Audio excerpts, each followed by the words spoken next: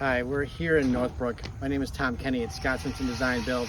We're building two houses off of Bolts Road for two sisters that are going to be living next door to each other. This is the concrete formwork we're putting together because we're going to be pouring concrete on this site next Wednesday. That little piece of high tensile steel, when the concrete goes flowing in there, presses outside of the forms and wants to split them open. Well, this piece of steel holds them together. And then we use this styrofoam to form ledges inside of the concrete. So when the concrete is poured, it forms around the actual styrofoam and it acts like a joist ledge, which enables us to get the concrete high enough to keep the house from getting wet inside and low enough to keep only one or two steps going into the building. Here is a string line that the guys are actually lining the building up with.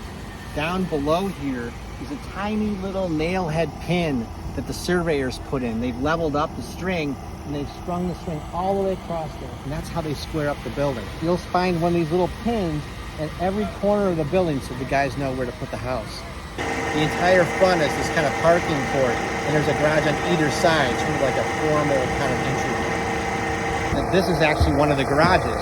You can see how the formwork comes out, steps down, that's where the garage door is. And so when they're done pouring the floor, they will fill all this gravel in and there'll be a big concrete garage slab there. So they'll need to dig out all out, save us money. All the extra piled up dirt right there is for backfill. We're gonna save that instead of trucking it off.